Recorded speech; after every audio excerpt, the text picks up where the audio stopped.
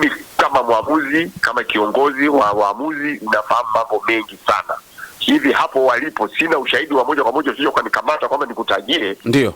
Lakini wanapata usumbufu mkubwa sana wa simu kutoka kwa hizo timu mbili, message kutoka kwa watu wa hizo timu, wa ndani ya timu na nje ya timu. Nasoro Mwinchui, sababu ninamfahamu fika katika taaluma hii ya uamuzi wa mpira wa miguu. Kwa manake kuna watu wanatuma mpaka miamala sasa. Ndio manake. Kwa hiyo yes. Kwa hiyo sasa unahisi ili kuepukana na hilo haribu mchezo. Sasa mchezo huu wa Yanga na Simba unawajenga na kuwabomoa waamuzi. Kuna waamuzi wamejengeka kutokana na Yanga na Simba, na kuna waamuzi wamebomoka kutokana na Yanga na Simba, kwa jinsi ambavyo mapokeo na mtazamo wa mashabiki na watu wote kwa ujumla. Habari gani mwanamichezo mwenzangu popote pale ulipo, karibu sana. Hii ni Like Media ambayo inakupa nafasi ya kuweza kuyafahamu mambo mengi ya kimichezo ambayo ulikuwa huyafahamu. Hapa moja kwa moja niko hewani na refari wa zamani Nasoro Saidi, moja kati ya marefa ambao wamestaafu kwa sasa, lakini wamefanya kazi nzuri sana kwenye kitengo cha urefali, na kikubwa sana ni kuweza kuzungumza kuhusiana na refa ambaye sasa hivi amekabidhiwa dabi ya Kariakoo, Nasoro Mwinchui, ambaye kwa sasa ndiye ambaye atakimbiza kwa maana katika viwanja vya New Amani Complex pale Zanzibar. Sasa Saidi, kwa maana Nasoro Saidi, tuweze kuzungumza naye kuhusiana hiki. Habari ya muda huu Nasoro Saidi? Namshukuru Mwenyezi Mungu bwana. Habari ya majukumu? Namshukuru Mwenyezi Mungu, ndio kumekucha hivi. Ndio kabisa. Ndio. Nimekutafuta ni kwa sababu ya hii taarifa kutoka bodi ya ligi. Mchezo wa dabi ya Kariakoo unaenda kuchezeshwa na Nasoro Mwinchui. Bila shaka historia yake unaifahamu, na unaweza ukatupitisha kidogo angalau tumfahamu, kwa sababu bila shaka mshaye kufanya naye kazi ukiwa refari. Ni kweli ni kijana ambaye namfahamu, na hasa nikiwa mwenyekiti wa Frati Taifa. Ndio vijana waliokuwa wakiandaliwa wakati ule nikiwa mwenyekiti wa Frati. Ni mmoja kati ya vijana wazuri walioandaliwa kikamilifu, na walimu waliomfundisha ni walimu waliobobea, wabobezi waliokuwa wamepewa majukumu na tuliwaamini katika majukumu ya kuwaandaa vijana. Mmoja wapo ni Nasoro Mwinchui.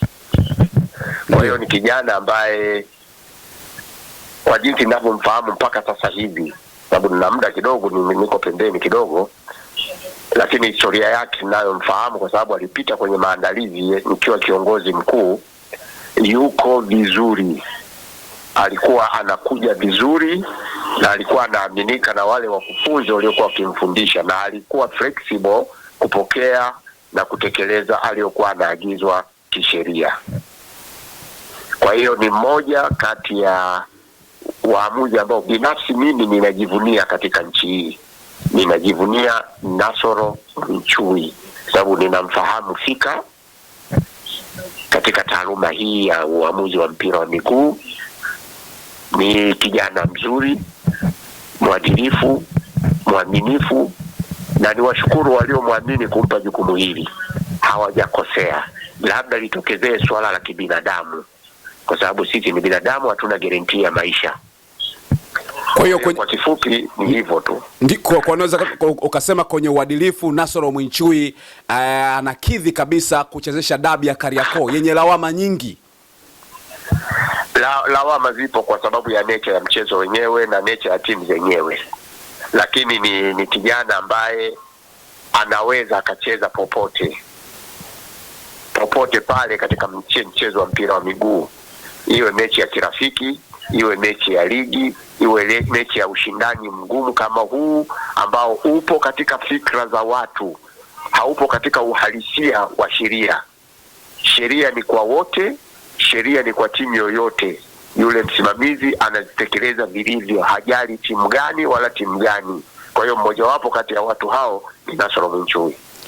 Lakini ni mchezo ambao upande mwingine ni kama umeshaanza kuonyesha kutokuwa na imani naye. Upande mwingine anaibuka hiki, mwingine anaibuka kile, kwa sababu ya kuna baadhi ya vitu ambavyo sha kuvifanya huko nyuma ambavyo havikuwaridhisha watu. Unafikiri hii haiwezi kumwathiri yeye anapoenda kuchezesha dabi ya Kariakoo? Kuna upande ambao hauridhishwi naye kwa sababu ya matukio ambayo sha kutokea wakati akichezesha timu hiyo. Hii ni nature ya timu zetu za Yanga na Simba. Hata mtu anaweza kuwa katika utulivu, lakini inapofika mechi ya Yanga na Simba unamwona ana panic. Ni uimara wa mtu mwenyewe alivyo, ni pressure ya mtu mwenyewe alivyo anapopokea tukio kama hili. Na mara nyingi nilikuwa nikiwashauri, hata toka niko katika uongozi, TFF wangefanya jambo moja la msingi sana. Ndio miongoni mwa waamuzi wa staafu, sawa, ndio angepatikana mmoja mwadilifu mzuri au anawafanyia counseling waamuzi, kwa sababu sasa hivi wanachanganywa na mambo mengi na hakuna mtu wa kuwatuliza. Lakini pangwepo na mtu maalum mwenye jukumu hilo anayetambulika, mwana saikolojia ambaye ni mwamuzi mstaafu, ambaye alikuwa anaaminika na ni mtaalamu wa swala la saikolojia, awe anatumika kuandaa kutokana na hizi pressure za nje ya mchezo. Ndio kwa sasa hivi hayupo. Hakuna hicho kitu. Wewe ushawahi kusikia? Sasa mwenyekiti wa Frati pengine aitakiwa libebe ile jukumu, sasa anakwama wapi? Sisi kukwama kwa sababu kiutaratibu halipo. Mimi nalisemea kwa sababu ya profession yangu. Mimi profession ni mwalimu. Ndio. Na bahati nzuri nimefundisha chuo cha ualimu. Swala la saikolojia nalifahamu sana. Ndio. Unaona Kwa saikolojia kwa watoto hasa wadogo, na hao walimu ambao wanakwenda kufundisha kuandaa kisaikolojia, nilidili nalo sana more than 10 years. Sasa nilitaka niambukize hili kwenye mpira wa miguu, na hasa katika mechi kama hizi au matukio magumu katika mpira wa miguu. Kisheria halipo, lakini kiutaratibu linaweza likawekwa. Ni kama vile assessors hawa. Kuna mechi commissioner, kuna referee assessor. Ndio. Lakini unaweza kukuta mechi ina mechi commissioner tu, haina referee assessor. Sasa referee assessor ilikuwa ni kama kitu cha ziada. Okay. Lakini tungempata mtu counselor mzuri, mara wanapoteuliwa waamuzi kama hawa, anakuwa nao benefit kuwakinga na pressure za nje ya mchezo ili kutoharibu mchezo. Sasa mchezo huu wa Yanga na Simba unawajenga na kuwabomoa waamuzi. Kuna waamuzi wamejengeka kutokana na Yanga na Simba, na kuna waamuzi wamebomoka kutokana na Yanga na Simba, kwa jinsi ambavyo mapokeo na mtazamo wa mashabiki na watu wote kwa ujumla. Lakini tungekuwa na huyu mtu angesaidia sana. Katika 5 bora, waamuzi wako bora katika 5 bora, ni unaweza kunitajia pengine mmoja wa 5 kati ya waamuzi wote katika 5 bora ambao wewe kama mwenyekiti wa zamani wa Frati unaweza ukasema hawa walistahili pia kuchezesha dabi? Mimi kwa mtazamo wangu nikiwa mwenyekiti, sawa. Ndio. Jukumu langu ambalo nilikuwa mara nyingi nikizungumza na waamuzi ni kuandaa kuchezesha mchezo wowote. Mimi ninawaamini waamuzi wote waliochukua mafunzo, waliofanya mtihani wakashinda, na ambao tumewastadi tabia zao na nini.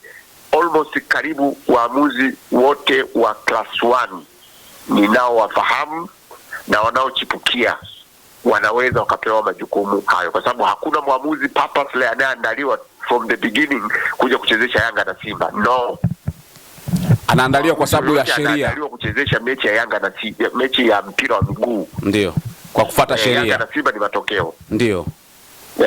Unafikiri bila wataalamu wa psychology inawaathiri kwa kiasi gani sasa waamuzi?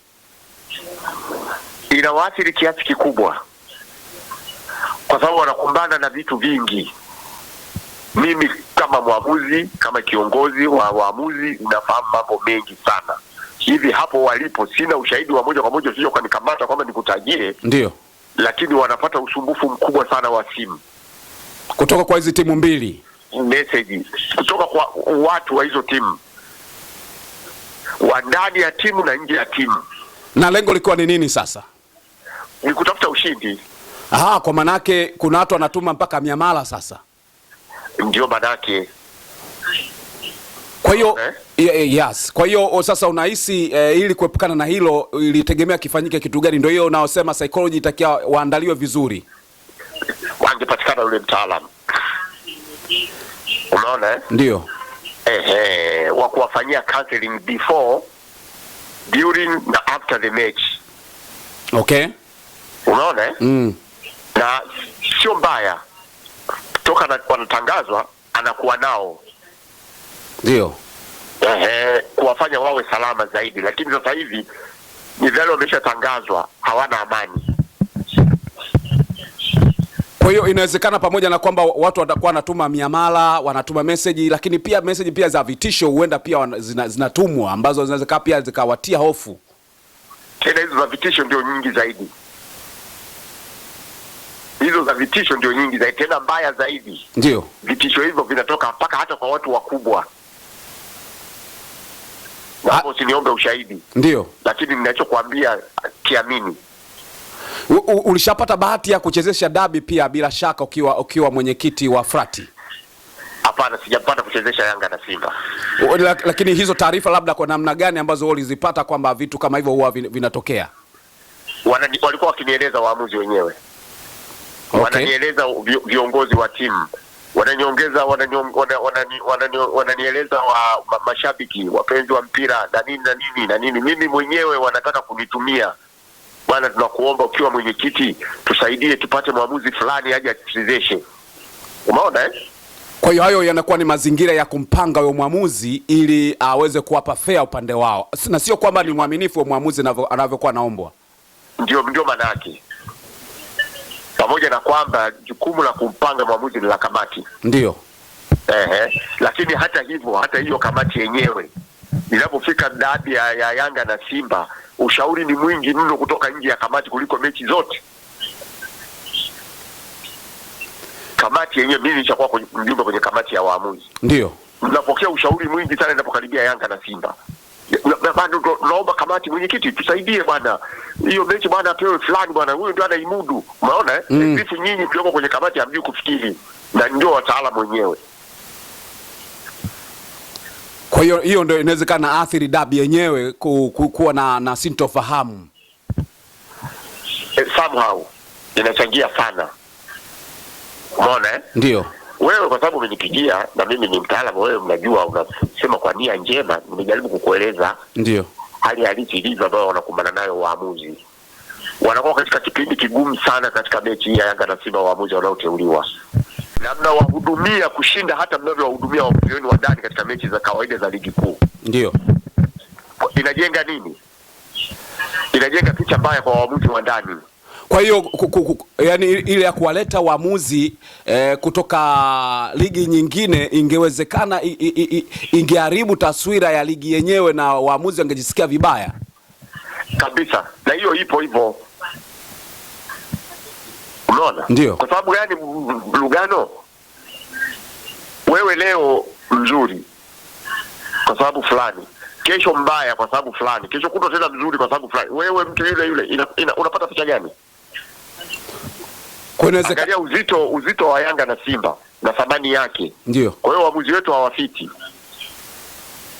Lakini wacheze nini Dodoma Jiji, wacheze na Tanzania Prison, hapo ni halali. Napokuja Yanga na Simba hao wakae pembeni. Maana yake nini? Kwa hiyo unahisi kama tungefanya hivyo pengine ingeleta athari kubwa sana endapo kama nchi nayo kuna baadhi ya waamuzi wangekuwa wanaenda kwenye mataifa husika hayo na wengine wakula na kuja huku yale mataifa ambayo yanaruhusu wachezaji marefa kutoka Tanzania na wao wanakuja na sisi tunapeleka watu wetu, singeleta maana kidogo, kwa sababu ingekuwa na faida kwa kuongeza uzoefu na uwezo wa ushiriki katika michezo hiyo. Ingekuwepo kikanuni na kisheria. Ndio. Isingekuwa na shida. Yaani CAF, FIFA wangeshusha hiyo kanuni.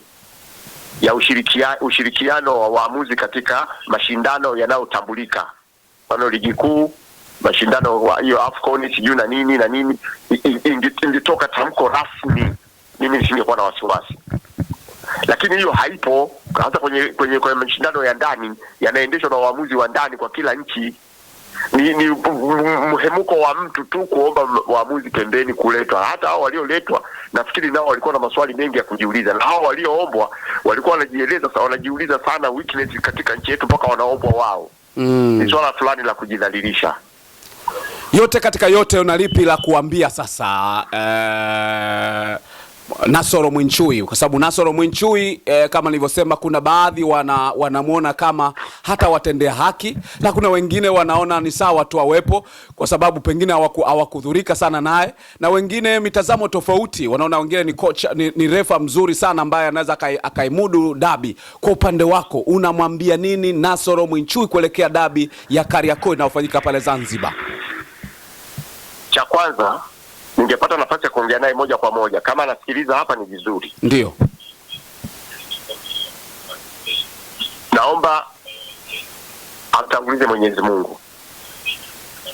Ndio. Cha kwanza amtangulize Mwenyezi Mungu. Cha pili, ajiamini. Awaamini wenzie alioteuliwa nayo kufanya hiyo kazi. Tatu, atimize wajibu wake kikamilifu kwa mujibu wa sheria. Asitazame mtu usoni, asitazame mtu kisogoni. Aondoe hofu, aione hiyo mechi ya Yanga na Simba ni kama mechi zingine ambazo alichezesha nje ya Yanga na Simba. Ndio. Atimize wajibu wake na aelewe kwamba kwa kupewa mechi hiyo ameaminiwa. Adhihirishe imani hiyo kwa kutimiza wajibu wake kikamilifu. Lakini amtangulize Mwenyezi Mungu katika yote. Sawa bwana, mimi nikushukuru sana Saidi Nasoro. Najua naweza nikakurudia wakati wote, naomba unipe ushirikiano kuhusiana na kile chochote ambacho nahitaji, pia unisaidie, kwa sababu hili swala la marefa, mtu wa kawaida akiongea inawezekana akakosea, lakini kwenye historia, kwenye uzoefu na utendaji kazi wako ukiwa mwenyekiti wa Frati, pia tuna mengi ya kuendelea kukutafuta na kupata kujifunza kuhusiana na hiki ambacho kinaendelea. Milango iko wazi, kama leo umeweza kunipigia anytime. Tena angalia ulivyokuwa na bahati mpaka nimeshangaa kwa Mwenyezi Mungu. Ndio. Unajua umepiga simu kama dakika 2 hivi ndio nimewasha simu zangu. Okay. Kwa sababu huwa nawasha simu zangu saa 3. Ndio. Na nazima saa 4 usiku. Ndio. Usinitafute nje ya muda huu. Ndio. Nawasha saa 3 asubuhi, nazima simu zangu saa 4 usiku. Mimi sio mtumwa wa simu. Ndio. Kwa hiyo I'm free, kwa sababu huu mchezo ni wa watu, dhamana nilipewa na watu. Kwa hiyo siwezi nikanatanata wala nikanyanyapaa wala nikadhalilisha watu au kangata meno au nikangata. Hii ni shughuli ya watu, na mimi niliteuliwa na watu, waliniamini wakaniweka hapa, niko tayari anytime. Sawa, nikushukuru sana Saidi Nasoro, mwenyekiti wa zamani wa Frati, lakini pia refa katika michezo tofauti ya ligi kuu. Nikushukuru sana kuungana nasi. Na kushukuru sana, nikutakie kila laheri. Naomba tuungane pamoja kumtakia huyu kijana aweze kutimiza wajibu wake vizuri. Asante sana. Hebu nikumbushe kidogo, wakati uko Frati ulikuwa ni mwaka gani ukiwa mwenyekiti? Nikiwa mwenyekiti ilikuwa kwa sababu nilikuwa bado nipo kazini, wakati nimestaafu kazi. Ilikuwa mwaka gani? Mwaka kipindi ukiwa mwenyekiti wa Frati. Nikiwa mwenyekiti wa Frati ilikuwa 2010 na kitu hivi. Okay.